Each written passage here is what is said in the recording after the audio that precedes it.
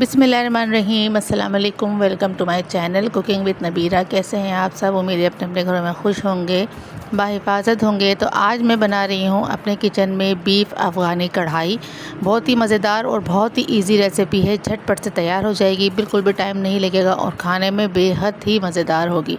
तो चले आए रेसिपी की तरफ चलते हैं और देखते हैं इतनी मज़ेदार कढ़ाई कैसे बनी।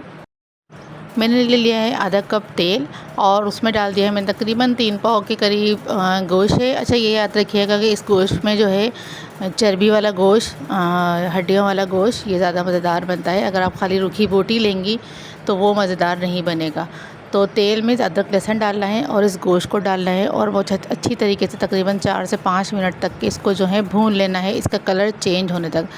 जितना आप रिवाज वाला और चर्बी वाला और इस तरह की हड्डी वाला गोश्त लेंगे, ये उतना ही ज़्यादा मज़ेदार और ज़ायकेदार बनेगा। तो देखिए 5 मिनट के बाद इसका शक्ल जो है कुछ इस तरह से हो गई है और इसका कलर चेंज हो गया है और वो अच्छी तरीके से भून चुकी है। अब हम इसमें डाल देंगे नमक हस्बे ज़ायका और इसके अलावा कचरी पाउडर है तो कचरी पाउडर डाल दें, नहीं है तो फिर आप इसमें कच्चा पपीता पिसा हुआ वो तकरीबन 1.5 टेबल स्पून वो डाल दें। और फिर इसमें पानी डाल देना है, तकरीबन 3 गिलास मैंने इसमें पानी डाल दिया था क्योंकि ये हड्डियाँ भी हैं इसमें तो गलने में टाइम लगेगा। अगर सिर्फ गोश्त का बनाएंगी आप तो फिर कम पानी डालेगा। तो पानी डालने के बाद अब मैं इसको रख दूँगी गलने के लिए। कम से कम 30 से 40 मिनट तक ये अच्छा सा गल जाएगा। अगर प्रेशर कुकर है तो उसमें जो है 10 मिनट इनफ हो जाएगा, 10 मिनट में ये गल जाएगा। अदरवाइज़ ये तकरीबन 30 से 40 मिनट में ये हमारी जो गोश्त है गल जाएगा। तो ये देखिए गोश्त हमारा अच्छा सा गल चुका है, तकरीबन 40 मिनट मैंने पकाया है इसे।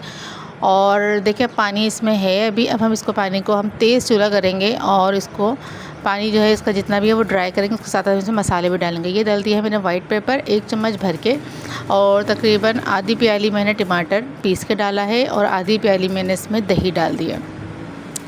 अगर आप चाहें तो इसमें दही की क्वांटिटी थोड़ी सी कम करके उसी के बराबर जो है आप इसमें क्रीम भी यूज़ कर सकते हैं, लेकिन मैंने दही डाल दिया है। अब हमारा फ्लेम जो है वो फुल फ्लेम होगा क्योंकि दही हमने डाला है, टमाटर डाला है तो उसका पानी और मज़े छूटेगा। तो इसको हमें तेज़ चूल्हे पे बहुत अच्छी तरीके से पका लेना है। तकरीबन मुझे 6 से 7 मिनट लगे थे मैंने इसको तेज़ चूल्हे पे और खोल के, मतलब ढक्कन हमने ढका नहीं है, उसको ओपन करके हमने इसको पकाना है।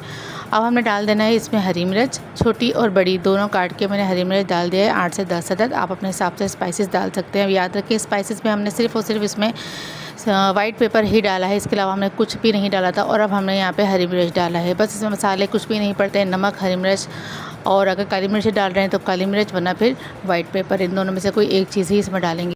और इसके अलावा फ्लेवर में हमने इसमें डाल दिया है दही और टमाटर। तो देखिए मेरे बहुत माशाल्लाह से बहुत अच्छा सा ये गल भी चुका है और मसाला कितना ज़बरदस्त सा इसका बना है। तो बस इनफ है इतना मसाला। ये लीजिए मज़ेदार सी मेरी अफ़गानी कढ़ाई, बीफ अफ़गानी कढ़ाई बिल्कुल रेडी है। चपाती के साथ, गरम गरम चपाती के साथ, गरम गरम नान के साथ इसको खाएं और मज़े उड़ाएं। और पसंद आ रही मेरी वीडियो तो उसको लाइक, शेयर, कमेंट लाजमी करा करें, मुझे बताया करें कि कैसी लगी मेरी वीडियो। अगर सब्सक्राइब अभी तक नहीं किया तो प्लीज़ मेरे चैनल को सब्सक्राइब करें, बेल आइकन को थंब करें ताकि न्यू आने वाली वीडियोस आप तक पहुंच सके। अपना रखिएगा बहुत ज़्यादा ख्याल, एंजॉय करें बकरीद स्पेशल। मुझे दीजिए इजाज़त, अल्लाह हाफ़िज़।